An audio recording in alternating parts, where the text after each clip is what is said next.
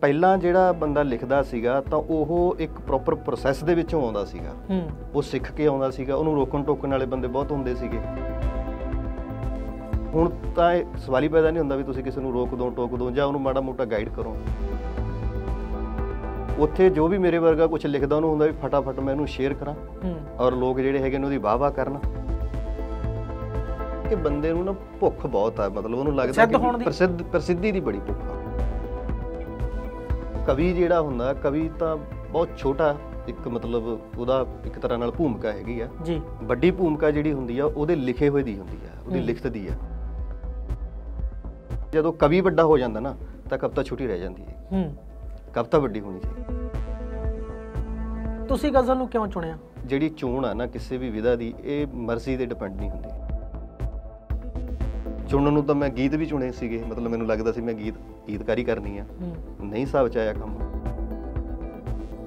ਖੁੱਲੀ ਕਵਿਤਾ ਜਿਹੜੀ ਜਿਹਨੂੰ ਅਸੀਂ ਬੋਲ ਦਿਆਂਗੇ ਉਹ ਗਜ਼ਲ ਦੇ ਮੁਕਾਬਲੇ ਜ਼ਿਆਦਾ ਔਖੀ ਹੁੰਦੀ ਹੈ ਲਿਖਣੀ ਤੇ ਨਿਭਾਉਣੀ। ਪਰ ਸਾਡੇ ਥੋੜਾ ਜਿਹਾ ਇੱਕ ਇਹ ਹੈਗਾ ਕਿ ਇੱਕ ਇਹ ਮਿੱਥ ਬਣੀ ਹੋਈ ਹੈ ਕਿ ਗਜ਼ਲ ਬਹੁਤ ਔਖੀ ਵਿਧਾ। ਜਿਹੜੀਆਂ ਸਾਡੇ ਲੋਕਾਂ ਦੀਆਂ ਸਮੱਸਿਆਵਾਂ ਨੇਗੀਆਂ ਉਹ ਹੋਰ ਤਰ੍ਹਾਂ ਦੀਆਂ ਸਮੱਸਿਆਵਾਂ ਨੇ। ਸਾਡੇ ਰੁਜ਼ਗਾਰ ਦੀ ਸਮੱਸਿਆ ਬਣੀ ਹੋਈ ਹੈ ਇੱਕ ਬਹੁਤ ਵੱਡੀ, ਠੀਕ ਹੈ। ਫਿਊਚਰ ਕਿਸੇ ਬੰਦੇ ਨੂੰ ਆਪਦਾ ਮਤਲਬ ਜਿਹੜਾ ਹੈਗਾ ਸਿਕਿਉਰ ਨਹੀਂ ਦਿਖ ਰਿਹਾ ਹੈਗਾ। ਹਰ ਕੋਈ ਇੱਥੋਂ ਬਾਹਰ ਭੱਜਣ ਨੂੰ ਤਿਆਰ ਬੈਠਾ ਹੈਗਾ। ਕਿਤਾਬਾਂ ਛਪ ਰਹੀਆਂ ਨੇ, ਧੜਾ ਧੜ ਮੇਲੇ ਵੀ ਲੱਗ ਰਹੇ ਨੇ, ਕਿਤਾਬਾਂ ਦੀ ਵਿਕਰੀ ਵੀ ਹੋ ਰਹੀ ਹੈ, ਪਰ ਮਤਲਬ ਇਹ ਲੱਗਦਾ ਹੁੰਦਾ ਕਿ ਜਿਵੇਂ ਮੇਰੇ ਵਰਗਾ ਖਰੀਦ ਕੇ ਰੱਖ ਲੈਂਦਾ, ਪੜ੍ਹਦਾ ਹੁੰਦਾ ਨਹੀਂ। ਤਾਂ ਇੰਨੀ ਹਫੜਾ ਦਫੜੀ ਮੱਚੀ ਹੋਈ ਹੈ ਦਿਮਾਗ ਦੇ ਵਿੱਚ, ਤਾਂ ਬੰਦਾ ਕਿਤਾਬ ਕਿਸ ਟਾਈਮ ਪੜ੍ਹਦਾ। ਔਰ ਅਜੇ ਵੀ ਇਹ ਸ਼ੁਕਰ ਹੈਗਾ ਕਿ ਹਜੇ ਲੋਕ ਕਿਤਾਬਾਂ ਨਾਲ ਜੁੜੇ ਹੋਏ ਨੇ, ਚਾਹੇ ਉਹ ਜਿਵੇਂ ਸਾਡੇ ਮੇਲਿਆਂ ਦਾ ਜਿਹੜਾ ਹੈਗਾ ਉਹ ਸ਼ੁਰੂ ਹੋਇਆ ਇੱਕ ਨਾ। ਸਾਡੇ ਹਾਲਾਤ ਜਿਹੜੇ ਨੇਗੇ ਉਹ ਬਹੁਤ ਬੱਤਰ ਹੋਏ ਪਏ ਨੇ। ਲਾਇਬ੍ਰੇਰੀਆਂ ਹੋਣੀਆਂ ਚਾਹੀਦੀਆਂ ਪਿੰਡਾਂ 'ਚ। ਬਿਲਕੁਲ ਬਿਲਕੁਲ ਹੋਣੀਆਂ। ਅਗਰ ਪਿੰਡਾਂ ਦੇ ਵਿੱਚ ਲਾਇਬ੍ਰੇਰੀਆਂ ਹੋਣਗੀਆਂ ਤਾਂ ਲੋਕ ਜਿਹੜੇ ਹੈਗੇ ਨੇ, ਖਾਸ ਤੌਰ ਤੇ ਪਿੰਡਾਂ ਦੇ ਜਿਹੜੇ ਹੈਗੇ ਨੇ, ਉਹ ਸਾਹਿਤ ਦੇ ਨਾਲ ਜਾਂ ਕਿਤਾਬਾਂ ਦੇ ਨਾਲ ਜੁੜਨਗੇ। ਮੇਰਾ ਪੂਰਾ ਸਾਹਿਤ ਦੀਆਂ ਕਿਤਾਬਾਂ ਨਾਲ ਜ਼ਿੰਦਗੀ ਨਹੀਂ ਗੁਜ਼ਰਦੀ ਹੁੰਦੀ। ਤੁਸੀਂ ਦੇਖ ਰਹੇ ਹੋ ਬੁੱਕਮਾਰਕ ਤੇ ਅੱਜ ਦੀ ਸਾਡੀ ਕਿਤਾਬ, ਕਿਉਂਕਿ ਹਮੇਸ਼ਾ ਕੋਈ ਨਾ ਕੋਈ ਕਿਤਾਬ ਲੈ ਕੇ ਆਉਣੇ ਆ, ਕਹਾਣੀ, ਕਵਿਤਾ, ਗਜ਼ਲ, ਨਾਵਲ। ਪਰ ਅੱਜ ਜਿਹੜੀ ਕਿਤਾਬ ਆ ਸਾਡੇ ਕੋਲ ਵਰਤਮਾਨ ਤੇ ਪਿਆ ਪੇਪਰ ਵੇਟ, ਗਜ਼ਲਾਂ ਦੀ ਕਿਤਾਬ ਹੈ ਤੇ ਜਿਸ ਨੂੰ ਲਿਖਿਆ ਨੌਜਵਾਨ ਜਿਹੜਾ ਗਜ਼ਲਕਾਰ ਹੈ ਵਾਹਿਦ। ਉਸ ਦਾ ਨਾਮ ਵੀ ਤੁਸੀਂ ਸੁਣਿਆ ਹੋਣਾਗਾ ਤੇ ਪਹਿਲਾਂ ਵੀ ਉਹਨਾਂ ਦੀ ਕਿਤਾਬ ਆਈ ਸੀ ਗਜ਼ਲ ਦੇ ਉੱਤੇ। ਅੱਜ ਸਾਡੇ ਨਾਲ ਹੋਣਗੇ, ਇਹ ਕਿਤਾਬ ਦੇ ਵਿੱਚ ਕਿਸ ਤਰ੍ਹਾਂ ਦੀਆਂ ਗਜ਼ਲਾਂ ਨੇ ਉਹਨਾਂ ਨਾਲ ਗੱਲਬਾਤ ਕਰਾਂਗੇ। ਸਤਿ ਸ਼੍ਰੀ ਅਕਾਲ ਵਾਹਿਦ। ਸਤਿ ਸ਼੍ਰੀ ਅਕਾਲ ਜੀ। ਵਾਹਿਦ ਜੀ, ਤੁਹਾਡਾ ਨਾਂ ਹੀ ਬੜਾ ਖੂਬਸੂਰਤ ਹੈ। ਪਹਿਲਾਂ ਤਾਂ ਥੈਂਕ ਯੂ ਜੀ, ਥੈਂਕ ਯੂ। ਆਪ ਰੱਖਿਆ ਸੀ? ਹਾਂ, ਆਪੇ ਕਹਿ ਸਕਦੇ ਹਾਂ। ਇਹ ਅਸਲ ਦੇ ਵਿੱਚ ਮੇਰਾ ਕਜ਼ਨ ਹੈ। ਅਸੀਂ ਦੋਵਾਂ ਨੇ ਮਿਲ ਕੇ ਜੇ ਮਤਲਬ ਇਹ ਸੋਚਿਆ। ਇਹ ਜ਼ਰੂਰੀ ਹੁੰਦਾ ਹੈਗਾ ਜਿਵੇਂ ਆਪਾਂ ਅਕਸਰ ਲੇਖਕ ਹੁੰਦੇ ਤਖੱਲਸ ਲਾਉਣਾ, ਮਗਰ ਕੋਈ ਵੱਖਰਾ ਜਿਹਾ ਸ਼ਬਦ ਲਾਉਣਾ?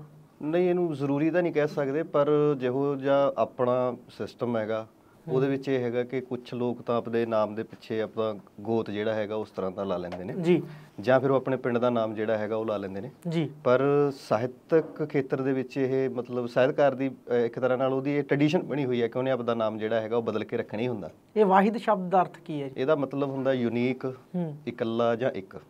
ਅਰਬੀ ਦਾ ਸ਼ਬਦ ਆ। ਉੱਥੇ ਨੂੰ ਕਾਊਂਟਿੰਗ ਦੇ ਵਿੱਚ ਜਿਵੇਂ ਆਪਾਂ 1 2 3 ਗਿਣਦੇ ਆ ਜੀ, ਤਾਂ ਅਰਬੀ ਵਾਲੇ ਜਦੋਂ ਕਾਊਂਟਿੰਗ ਕਰਦੇ ਨੇ ਤਾਂ ਇੱਕ ਨੂੰ ਉਹ ਵਾਹਿਦ ਗਿਣਦੇ ਨੇ, ਜਿਹੜਾ ਪਹਿਲਾ। ਹਾਂਜੀ, ਪਹਿਲਾ। ਉਹ ਇਸੇ ਕਰਕੇ ਯੂਨੀਕ, ਮਤਲਬ ਪਹਿਲਾ ਕਰਕੇ। ਹਾਂ, ਯੂਨੀਕ।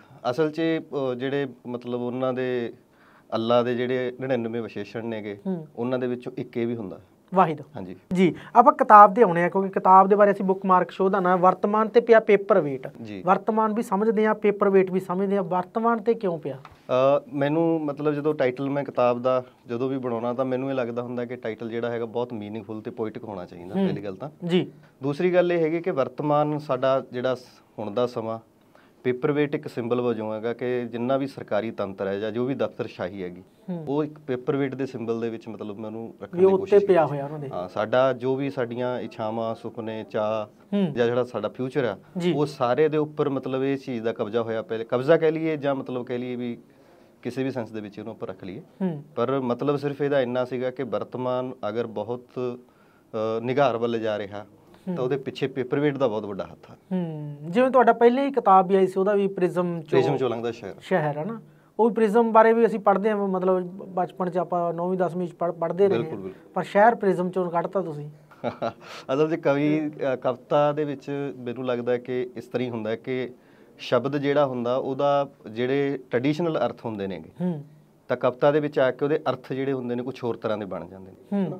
ਜਾਣੀ ਕਿ ਉਹਦੇ ਜਿਹੜੇ ਅਸੀਂ ਕੋਸ਼ ਦੇ ਵਿੱਚ ਅਰਥ ਦੇਖਦੇ ਹਾਂ ਉਹ ਨਹੀਂ ਰਹਿੰਦੇ ਹੁੰਦੇ ਸ਼ਬਦਾਂ ਦੇ ਅਰਥ, ਉਹ ਪੋਇਟਿਕ ਹੋ ਜਾਂਦੇ ਨੇ, ਕਾਵਿ ਭਾਸ਼ਾ ਦੇ ਅਰਥ ਜਿਹੜੇ ਹੈਗੇ ਨੇ ਉਹ ਬਣ ਜਾਂਦੇ ਹੁੰਦੇ। ਜੀ ਅੱਛਾ ਵਾਹਿਦ ਜੀ, ਗਜ਼ਲ ਪੜ੍ਹਨਾ ਹਰੇਕ ਨੂੰ ਪਸੰਦ ਹੈ, ਗਜ਼ਲ ਸੁਣਨਾ ਵੀ ਪਸੰਦ ਹੈ, ਕਵਿਤਾ ਬਹੁਤ ਘੱਟ ਹੁੰਦੇ ਜਿਹੜੇ ਵੀ ਕਵਿਤਾ ਪੜ੍ਹਦੇ ਨੇ ਜਾਂ ਜਿਹੜੇ ਤਾਂ ਲਿਖਣ ਪੜ੍ਹਨ ਵਾਲੇ ਹੁੰਦਾ ਪੜ੍ਹ ਲੈਂਦੇ ਨੇ, ਪਰ ਗਜ਼ਲ ਹਰ ਬੰਦੇ ਨੂੰ ਕਹਿੰਦਾ ਕੋਈ ਜਗਜੀਤ ਸਿੰਘ ਹੋਣਾ ਦੀ ਗਜ਼ਲ ਸੁਣਨੀ ਹੈ ਨਾ, ਗੁਲਾਮ ਅਲੀ ਹੋਣਾ ਦੇ ਸੁਣਨੀਆਂ ਗਜ਼ਲਾਂ। ਤੁਸੀਂ ਲਿਖਦੇ ਹੋ ਗਜ਼ਲ, ਪਹਿਲਾਂ ਤੁਹਾਡੀ ਗਜ਼ਲ ਤੋਂ ਸ਼ੁਰੂ ਕਰਦੇ ਹਾਂ ਵੀ ਕਿਸ ਤਰ੍ਹਾਂ ਦੀ ਗਜ਼ਲ ਹੈ ਜਿਹੜੀ ਇੱਕ ਸਾਡੇ ਨਾਲ ਸਾਂਝੀ ਕਰੋਗੇ ਕੋਈ? ਹਾਂ, ਮੈਂ ਇਸ ਸੰਗ੍ਰਹਿ ਦੇ ਵਿੱਚੋਂ ਪਹਿਲੀ ਗਜ਼ਲ ਜਿਹੜੀ ਹੈਗੀ ਉਹ ਮੈਂ ਤੁਹਾਡੇ ਨਾਲ ਸਾਂਝੀ ਕਰਦਾ ਜੀ। ਇਹਦੇ 4-5 ਸ਼ੇਰ ਨੇ ਜਿਹੜੇ ਮੈਂ ਮਤਲਬ ਜੀ, ਇਹਦਾ ਮਤਲਬ ਹੈਗਾ ਸੀ ਕਿ ਮਿਟਾਉਣਾ ਖੁਦ ਨੂੰ, ਆਪਣੇ ਆਪ ਦਾ ਵਿਸਥਾਰ ਵੀ ਕਰਨਾ, ਮਿਟਾਉਣਾ ਖੁਦ ਨੂੰ ਆਪਣੇ ਆਪ ਦਾ ਵਿਸਥਾਰ ਵੀ ਕਰਨਾ, ਕਿ ਰਹਿਣਾ ਦਾਇਰਿਆਂ ਵਿੱਚ ਵੀ ਤੇ ਉਸ ਨੂੰ ਪਿਆਰ ਵੀ ਕਰਨਾ। ਕੀ ਬਾਤ ਹੈ। ਕਿ ਜਿਹਦੇ ਪੱਤਣ ਰਵੈਤੀ ਨੇ ਤੇ ਪਾਣੀ ਇਸ਼ਕ ਵਿੱਚ ਭਿੱਜੇ, ਜਿਹਦੇ ਪੱਤਣ ਰਵੈਤੀ ਨੇ ਤੇ ਪਾਣੀ ਇਸ਼ਕ ਵਿੱਚ ਭਿੱਜੇ, ਉਹਦੇ ਵਿੱਚ ਡੁੱਬਣਾ ਵੀ ਹੈ ਤੇ ਉਸ ਨੂੰ ਪਾਰ ਵੀ ਕਰਨਾ। ਕੀ ਬਾਤ ਹੈ, ਬਹੁਤ ਖੂਬਸੂਰਤ।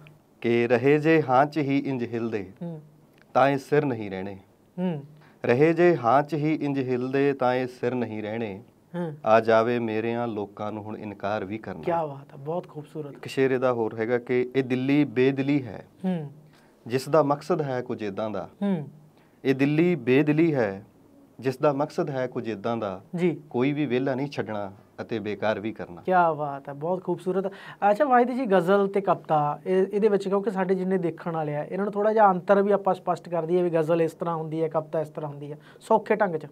ਬਿਲਕੁਲ ਸੌਖਾ ਤਾਂ ਇਹਨੂੰ ਅਗਰ ਦੱਸਣਾ ਹੋਵੇ ਤਾਂ ਇਹ ਹੁੰਦਾ ਕਿ ਜਿਹੜੀ ਕਵਿਤਾ ਹੈਗੀ, ਕਵਿਤਾ ਜਾਂ ਨਜ਼ਮ ਜਿਹਨੂੰ ਜਾਂ ਅੱਜ ਕੱਲ੍ਹ ਖੁੱਲੀ ਕਵਿਤਾ ਵੀ ਕਹਿਣ ਲੱਗੇ ਨੇ, ਉਹਦੇ ਵਿੱਚ ਤੁਸੀਂ ਇੱਕ ਭਾਵ ਨੂੰ ਲੈ ਕੇ, ਇੱਕ ਵਿਚਾਰ ਨੂੰ ਲੈ ਕੇ ਸਾਰੀ ਕਵਿਤਾ ਲਿਖੋਗੇ ਤੇ ਉਹਦੇ ਅਖੀਰ ਤੇ ਇੱਕ ਕਲਾਈਮੈਕਸ ਆਊਗਾ ਕਵਿਤਾ ਜਿੱਥੇ ਖਤਮ ਹੁੰਦੀ ਆ ਜੀ।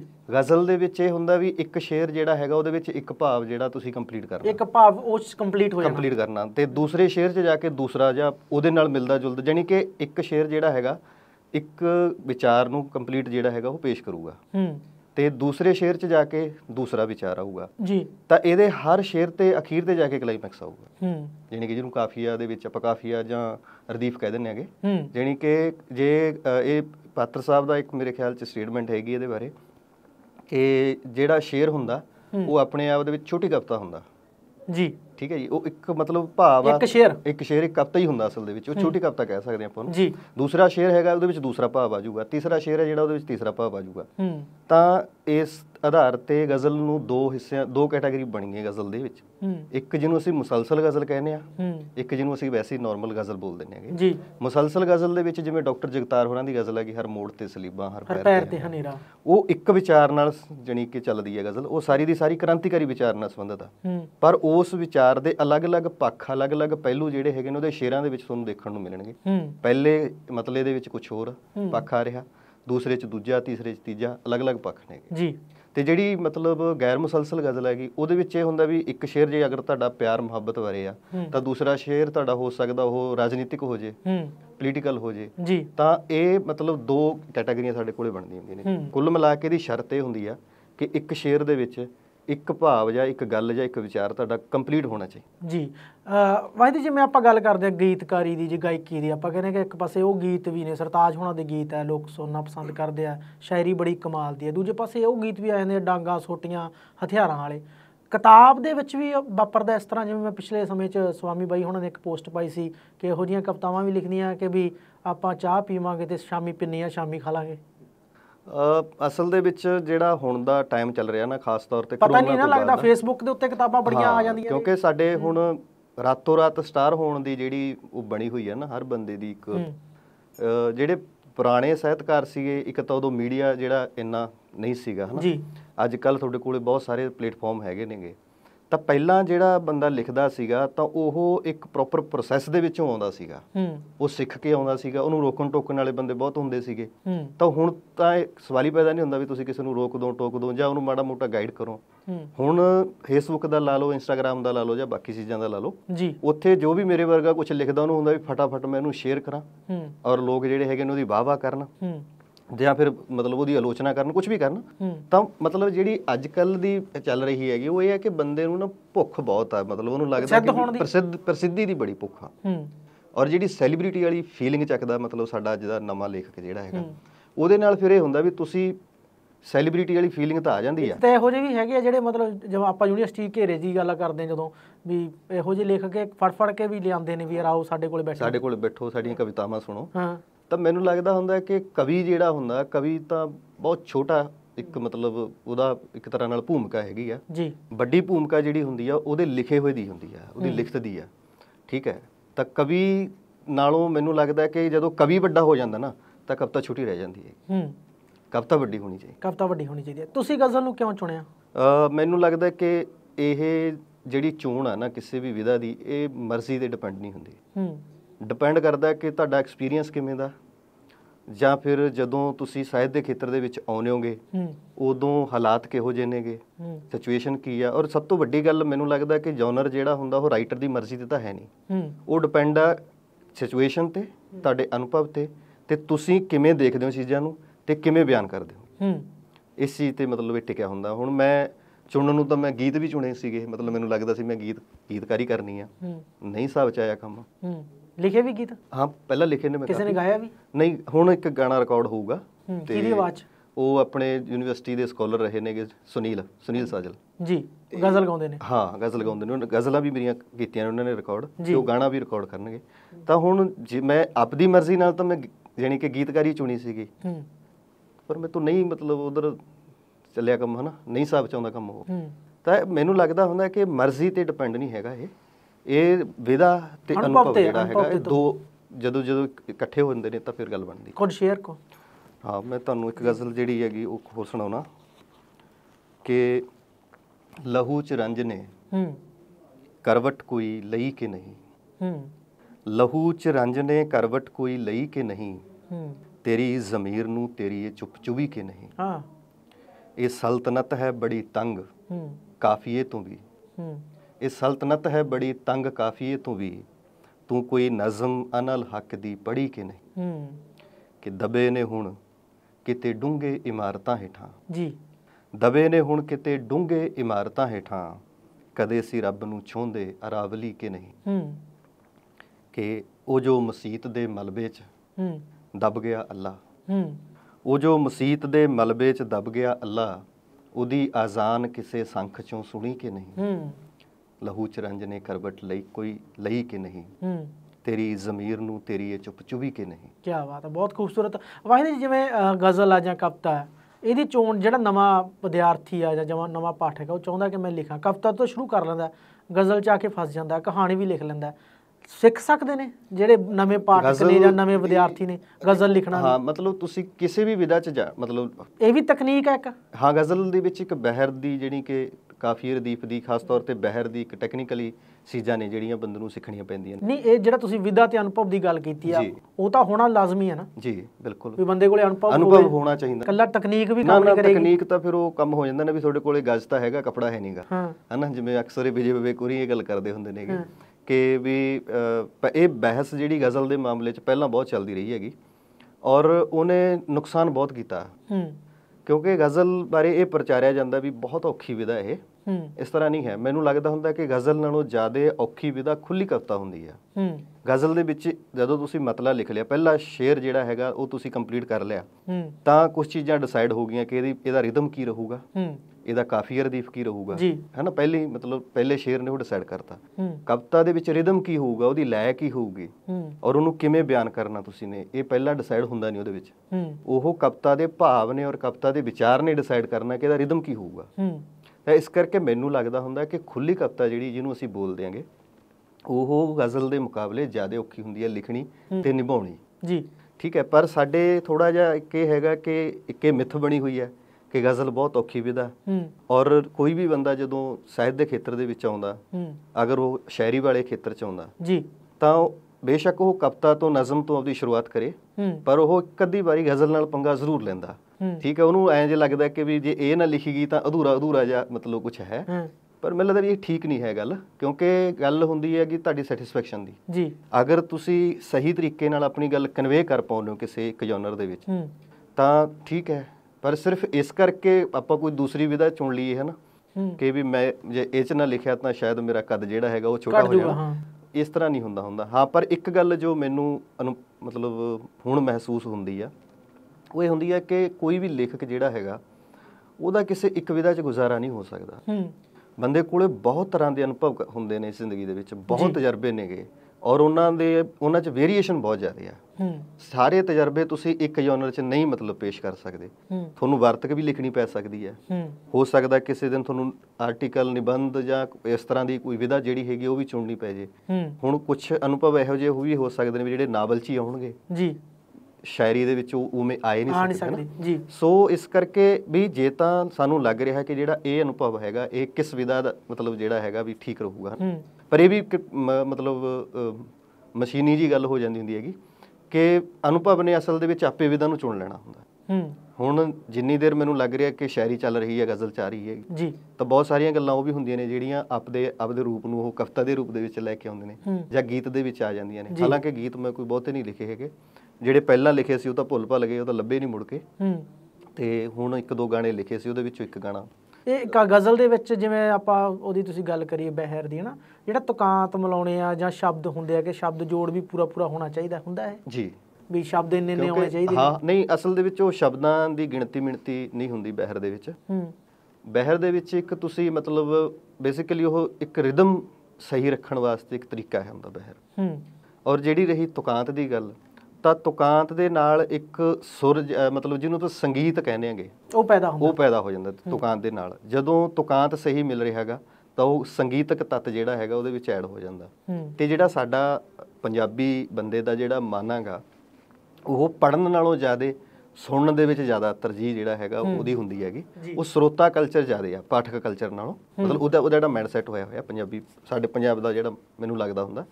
ਇਸ ਕਰਕੇ ਤੁਸੀਂ ਕਵੀ ਦਰਬਾਰ 'ਚ ਕਿਸੇ ਦਿਨ ਦੇਖਿਓ ਜਾ ਕੇ, ਉੱਥੇ ਅਗਰ ਕੋਈ ਬੰਦਾ ਕਵਿਤਾ ਪੜ੍ਹ ਰਿਹਾ ਤਾਂ ਕਵਿਤਾ ਨੂੰ ਰਿਸਪੌਂਸ ਜਿਹੜਾ ਕਰੂਗਾ ਸੁਣਨ ਵਾਲਾ, ਉਹ ਕੁਝ ਹੋਰ ਤਰ੍ਹਾਂ ਰਿਸਪੌਂਸ ਕਰੂਗਾ ਜੀ। ਪਰ ਜਦੋਂ ਗਜ਼ਲ ਪੜ੍ਹੀ ਜਾ ਰਹੀ ਹੈ, ਉਹਦਾ ਤੁਕਾਂਤ ਹੈ, ਤਾਂ ਜਦੋਂ ਹੀ ਸ਼ੇਰ ਖਤਮ ਹੋਊਗਾ ਤਾਂ ਤਾੜੀਆਂ ਵੀ ਵੱਜਣਗੀਆਂ, ਹਨਾ, ਉਹ ਤੇ ਸਾਰਾ ਕੁਝ ਹੋਊਗਾ ਜੀ। ਤਾਂ ਇਹਦਾ ਮਤਲਬ ਹੈਗਾ ਕਿ ਗਜ਼ਲ ਜਿਹੜੀ ਹੈਗੀ ਆ ਉਹ ਸਟੇਜ ਲਈ ਬਹੁਤ ਅੱਛੀ ਵਿਧਾ ਹੈਗੀ ਆ ਵੀ ਤੁਸੀਂ ਉੱਥੋਂ ਨੂੰ ਬੋਲ ਸਕਦੇ ਹੋ, ਕਿਉਂਕਿ ਉਹ 'ਚ ਸੰਗੀਤਕ ਤੱਤ ਵੀ ਹੈ, ਉਹ 'ਚ ਰਿਦਮ ਵੀ ਹੈ, ਉਹ 'ਚ ਮਤਲਬ ਬਾਕੀ ਜਿਹੜੀਆਂ ਚੀਜ਼ਾਂ ਨੇ। ਤੁਸੀਂ ਵੀ ਗੁਣਗੁਣਾ ਲੈਂਦੇ ਹੋ? ਨਹੀਂ, ਮੈਂ ਨਹੀਂ ਕਦੇ ਗੁਣਗੁਣਾ। ਪੜ੍ਹ ਕੇ ਸੁਣਾਉਂਦੇ ਹੋ? ਮੈਂ ਪੜ੍ਹ ਕੇ ਸੁਣਾਉਂਦਾ। ਸੁਣਾਓ ਫਿਰ ਅੱਜ ਕੁਝ ਹੋਰ ਇਸ ਤਰ੍ਹਾਂ ਦੀ ਕਿਤਾਬ ਤੋਂ ਬਿਨਾਂ ਦੇਖੇ ਵੀ ਪੜ੍ਹ ਲੈਂਦੇ? ਤੁਹਾਡੇ ਚੇਤਿਆਂ 'ਚ ਵੀ ਹੋਣੀਆਂ ਕੁਝ ਗਜ਼ਲਾਂ ਪੁਰਾਣੀ ਕਿਤਾਬ 'ਚੋਂ ਵੀ? ਨਹੀਂ, ਅਸਲ ਦੇ ਵਿੱਚ ਮੈਨੂੰ ਇਹ ਲੱਗਦਾ ਹੁੰਦਾ ਕਿ ਵੀ ਬੰਦੇ ਨੂੰ ਇਹ ਵੀ ਇੱਕ ਮਤਲਬ ਸ਼ਰਤ ਰੱਖੀ ਜਾਂਦੀ ਹੈ ਪੁਰਾਣੇ ਉਸਤਾਦਾਂ ਵੱਲੋਂ ਵੀ ਯਾਦ ਰੱਖਣਾ ਚਾਹੀਦਾ, ਤੇ ਪਰ ਰਹਿੰਦਾ ਨਹੀਂ ਯਾਦ। ਕਾਰਨ ਪਤਾ ਨਹੀਂ, ਕੁਝ ਵੀ ਲਾ ਲਓ, ਤੇ ਜ਼ਿਆਦਾ ਨਹੀਂ, ਮਤਲਬ ਵੱਧ ਤੋਂ ਵੱਧ ਇੱਕ ਅੱਧਾ ਸ਼ੇਰ ਯਾਦ ਰਹਿ ਜਾਊਗਾ, 2 ਸ਼ੇਰ ਯਾਦ ਰਹਿ ਜਾਣਗੇ, ਤੇ ਸਾਰੇ ਨਹੀਂ ਯਾਦ ਰਹਿੰਦੇ। ਜਦੋਂ ਮਹਿਫਲ 'ਚ ਬੈਠਦੇ ਉਦੋਂ ਯਾਦ ਆ ਜਾਂਦੇ ਆ? ਨਹੀਂ, ਉਦੋਂ ਵੀ ਜ਼ਿਆਦਾਤਰ ਮਤਲਬ ਇਦਾਂ ਹੁੰਦਾ ਵੀ ਫੋਨ ਤੋਂ, ਹਾਂ, ਪਰ ਕਿਸੇ ਹੋਰ ਦੇ ਲਿਖੇ ਹੋਏ ਨੇ ਉਹ ਯਾਦ ਰਹਿ ਜਾਂਦੇ ਨੇ। ਕੋਈ ਹੋਰ ਦਾ ਲਿਖਾ ਵੀ ਸੁਣਾ ਦਿਓ ਇੱਕ ਅੱਧਾ, ਕੋਈ ਯਾਦ ਆ ਰਿਹਾ ਤਾਂ। ਪੜ੍ਹਦੇ ਤੁਸੀਂ ਬਹੁਤ ਸੋਹਣਾ, ਬੋਲਦੇ ਬਹੁਤ ਸੋਹਣਾ ਹੈਗੇ। ਮੈਂ ਗਜ਼ਲ ਤੁਹਾਨੂੰ ਸੁਣਾਉਣ ਲੱਗਿਆ ਇੱਕ ਜੀ, ਕਿ ਇਹ ਅਦਾਲਤ ਹੈ ਸਿਤਮ ਇਸ ਦਾ ਵੀ ਜਰਨਾ ਪੈਣਾ। ਇਹ ਅਦਾਲਤ ਹੈ ਸਿਤਮ ਇਸ ਦਾ ਵੀ ਜਰਨਾ ਪੈਣਾ, ਬੋਲਣਾ ਸੱਚ ਜੇ ਤਾਂ ਸਿੱਧ ਵੀ ਕਰਨਾ ਪੈਣਾ। ਸਿੱਧ ਵੀ ਕਰਨਾ ਪੈਣਾ। ਕਿ ਜ਼ਿੰਦਗੀ ਕੀ ਹੈ? ਜ਼ਿੰਦਗੀ ਕੀ ਹੈ ਕਿ ਤਸਵੀਰ ਬਣਾਉਣੀ ਖੁਦ ਦੀ। ਜ਼ਿੰਦਗੀ ਕੀ ਹੈ ਕਿ ਤਸਵੀਰ ਬਣਾਉਣੀ ਖੁਦ ਦੀ, ਨਾ ਮਿਲੇ ਰੰਗ ਤਾਂ ਫਿਰ ਖੂਨ ਵੀ ਭਰਨਾ ਪੈਣਾ। ਆਹਾ, ਕੀ ਬਾਤ ਹੈ। ਇਹਦਾ ਇੱਕ ਸ਼ੇਰ ਹੋਰ ਹੈ ਕਿ ਸੁਣਿਆ ਹੈ ਉਸ ਨੂੰ ਵੀ ਰੱਬ ਹੋਣ ਦਾ ਹੋਇਆ ਹੈ ਭਰਮ। ਸੁਣਿਆ ਹੈ ਉਸ ਨੂੰ ਵੀ ਰੱਬ ਹੋਣ ਦਾ ਹੋਇਆ ਹੈ ਭਰਮ, ਫਿਰ ਤਾਂ ਹੁਣ ਰੱਬ ਦੇ ਨਾਂ ਤੋਂ ਵੀ ਮੁਕਰਨਾ ਪੈਣਾ। ਕੀ ਬਾਤ ਹੈ, ਬਹੁਤ ਖੂਬਸੂਰਤ। ਇਹ ਅਦਾਲਤ ਹੈ ਸਿਤਮ ਇਸ ਦਾ ਵੀ ਜਰਨਾ ਪੈਣਾ, ਬੋਲਣਾ ਸੱਚ ਜੇ ਤਾਂ ਖੁਦ ਸਿੱਧ ਵੀ ਕਰਨਾ ਪੈਣਾ। ਤੇ ਪੰਜਾਬੀ ਦੀ ਆਪਾਂ ਜਦੋਂ ਗੱਲ ਕਰਦੇ ਹਾਂ, ਪੰਜਾਬੀਅਤ ਦੀ ਜਾਂ ਪੰਜਾਬੀ ਬੋਲੀ ਦੀ ਗੱਲ ਕਰਦੇ ਹਾਂ, ਕਿਤਾਬ ਦੀ ਗੱਲ ਕਰਦੇ ਹਾਂ, ਤੁਹਾਨੂੰ ਲੱਗਦਾ ਹੈ ਕਿ ਮਨਫੀ ਹੁੰਦੀਆਂ ਜਾਂਦੀਆਂ ਗੱਲਾਂ ਸਾਡੇ ਵਿੱਚੋਂ, ਸਾਡੇ ਜਿਹੜੇ ਵਿਦਿਆਰਥੀ ਉਹਨਾਂ ਦੇ ਜੀਵਨ 'ਚੋਂ ਕਿਤਾਬ ਦੂਰ ਹੁੰਦੀ ਜਾਂਦੀ ਹੈ? ਤਾਂ ਮੈਨੂੰ ਹਾਂ, ਕੁਝ ਚੀਜ਼ਾਂ ਦਾ ਫਰਕ ਪਿਆ, ਪਰ ਵੱਡੀ ਗੱਲ ਇਹ ਹੈਗੀ ਹੈ ਕਿ ਅੱਜ ਦੀਆਂ ਜਿਹੜੀਆਂ ਸਮੱਸਿਆਵਾਂ ਨੇਗੀਆਂ, ਮਤਲਬ ਮੈਂ ਖੁਦ ਸਾਹਿਤ ਦਾ ਵਿਦਿਆਰਥੀ ਹਾਂ, ਤੇ ਜਿਹੜੀਆਂ ਹੁਣ ਦੀਆਂ ਸਮੱਸਿਆਵਾਂ ਨੇਗੀਆਂ, ਬੰਦੇ ਦੀ ਜਿਹੜੀ ਸਾਡੇ ਬੰਦੇ ਆਪਣੀ ਲੋਕਾਂ ਦੀ ਜਿਹੜੀ ਸਟਰਗਲ ਹੈਗੀ ਉਹ ਹੋਰ ਤਰ੍ਹਾਂ ਦੀ ਸਟਰਗਲ ਹੈਗੀ ਜੀ। ਤਾਂ ਕਿਤਾਬ ਕਲਚਰ ਆਪਣੇ, ਵੈਸੇ ਕਿਤਾਬਾਂ ਚੰਗੀਆਂ ਵਿਕ ਰਹੀਆਂ ਨੇ, ਮੇਲੇ ਲੱਗ ਰਹੇ ਨੇ ਕਿਤਾਬਾਂ ਦੇ, ਹਨਾ, ਤਾਂ ਉੱਥੇ ਕਿਤਾਬਾਂ ਦੀ ਵਿਕਰੀ ਬਹੁਤ ਜ਼ਿਆਦਾ ਹੋ ਰਹੀ ਹੈਗੀ। ਇਹ ਨਹੀਂ ਕਿ ਵੀ ਕਿਤਾਬਾਂ ਜਿਹੜੀਆਂ ਨੇਗੀਆਂ ਉਹ ਲੋਕਾਂ ਨੇ ਪੜ੍ਹਨੀਆਂ ਘੱਟ ਕੀਤੀਆਂ ਨੇਗੀਆਂ, ਪੜ੍ਹਨੀਆਂ ਤਾਂ ਸ਼ਾਇਦ ਪਹਿਲਾਂ ਨਾਲੋਂ ਜ਼ਿਆਦਾ ਵਧੀਆ ਹੋਣਗੀਆਂ, ਪਰ ਮਸਲਾ ਜਿਹੜਾ ਹੈਗਾ ਮੈਨੂੰ ਇਹ ਲੱਗਦਾ ਹੁੰਦਾ ਹੈ ਕਿ ਕਿਤਾਬ ਪੜ੍ਹਨ ਲਈ ਜਾਂ ਕਿਤਾਬ ਕਲਚਰ ਲਈ ਇੱਕ ਹੋਰ ਤਰ੍ਹਾਂ ਦਾ ਮਾਈਂਡ ਆ ਜਿਹੜਾ ਬੰਦੇ ਦਾ ਉਹ ਚਾਹੀਦਾ।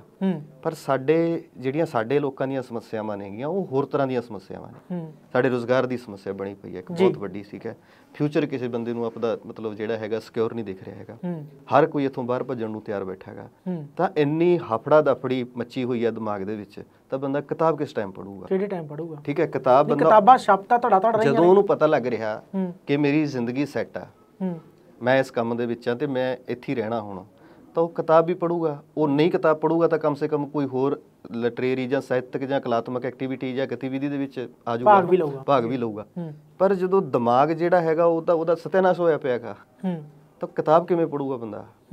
ਠੀਕ ਹੈ, ਤਾਂ ਮੈਨੂੰ ਇਹ ਲੱਗਦਾ ਹੁੰਦਾ ਕਿ ਸਾਡੇ ਹਾਲਾਤ ਜਿਹੜੇ ਨੇਗੇ ਉਹ ਬਹੁਤ ਬੱਤਰ ਹੋਏ ਪਏ ਨੇਗੇ।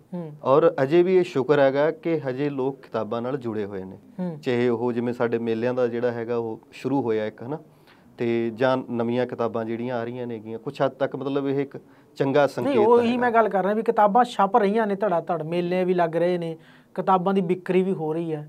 ਪਰ ਮਤਲਬ ਇਹ ਲੱਗਦਾ ਹੁੰਦਾ ਕਿ ਜਿਵੇਂ ਮੇਰੇ ਵਰਗਾ ਖਰੀਦ ਕੇ ਰੱਖ ਲੈਂਦਾ, ਪੜ੍ਹਦਾ ਹੁੰਦਾ। ਹਾਂ, ਕੁਛ ਇਹ ਹੈਗਾ ਇਸ ਤਰ੍ਹਾਂ ਦਾ ਵੀ ਅੱਜ ਕੱਲ੍ਹ ਇਹ, ਕਿਉਂਕਿ ਹੁਣ ਦਾ ਮਸਲਾ ਪਤਾ ਕੀ ਹੋ ਗਿਆ, ਜਿਵੇਂ ਲੇਖਕ ਨੂੰ ਲੱਗਦਾ ਨਾ ਕਿ ਮੈਂ ਰਾਤੋਂ ਰਾਤ ਸਟਾਰ ਹੋਣਾ, ਤਾਂ ਜਿਹੜਾ ਬੰਦਾ ਕਿਤਾਬ ਖਰੀਦ ਰਿਹਾ ਉਹ ਕਿਤਾਬਾਂ ਦਿਖਾਉਂਦਾ ਜ਼ਿਆਦਾ ਆ ਘਰੇ। ਮਤਲਬ ਤੁਸੀਂ ਦੇਖੋਗੇ ਅਲਮਾਰੀਆਂ 'ਚ ਉਹ ਫੋਟੋਆਂ ਖਿੱਚ ਕੇ ਫਿਰ ਪਾਉਣੀਆਂ ਨੇ ਉਹਨੇ, ਹਨਾ।